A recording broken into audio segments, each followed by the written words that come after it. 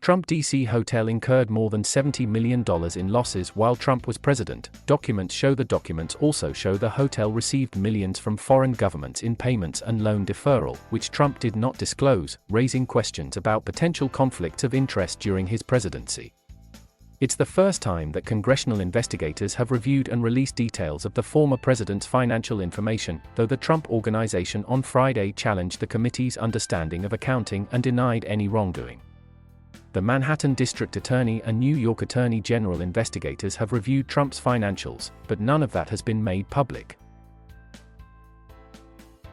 Trump's income from the Trump International Hotel reported in public financial disclosures dating from 2016 to 2020 totaled more than $156 million, the committee said Friday, but in that four-year period, Trump's D.C. hotel actually suffered a net loss of more than $70 million while he was president and had to be loaned more than $27 million from one of Trump's holding companies, DJT Holdings LLC, from 2017 to 2020, according to hotel financial statements the committee obtained. More than $24 million was not repaid and was instead converted to capital contributions, the committee said. According to the committee, their analysis of the documents showed that the Trump Hotel received an estimated $3.7 million from foreign governments, which they say raises concerns about possible violations of the Constitution's Foreign Emoluments Clause. The documents include details that Congress chased for years during Trump's presidency, specifically information about foreign payments to Trump businesses, over which House Democrats unsuccessfully sued for under the Emoluments Clause of the Constitution.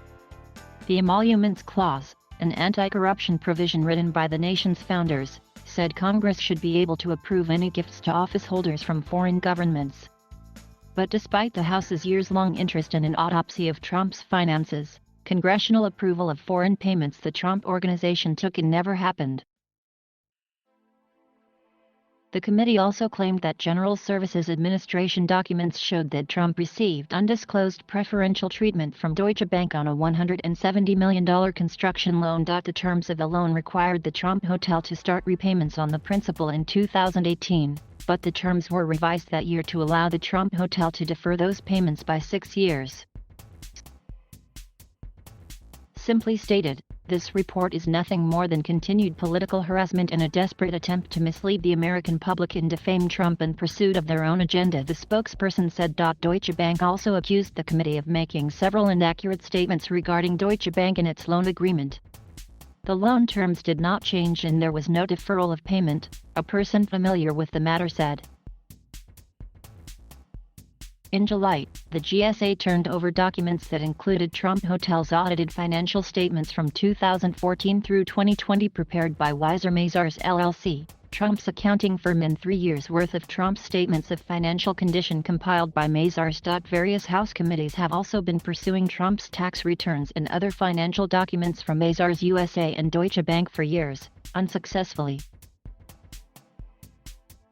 The documents released Friday raise troubling questions about the lease with the General Services Administration and the agency's ability to manage the former president's conflicts of interest during his term in office when he was effectively on both sides of the contract, as landlord and tenant. The Oversight Committee's Democratic Chair Carolyn Maloney wrote in a letter Friday to the GSA.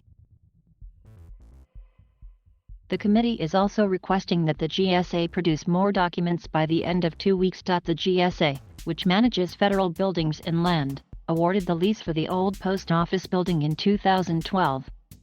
Trump opened the hotel in 2016, when he was the Republican nominee for president. Since then, the Oversight Committee has been investigating conflicts of interest regarding GSA's management of the Trump Hotel lease. When he took office, Trump resigned from his companies but transferred his assets to a trust run by his sons, allowing him to still benefit financially from the D.C. hotel and his other businesses. In 2019, the Inspector General of the GSA said the agency ignored the Constitution when deciding to maintain the lease of the building to the hotel after Trump was elected to the White House.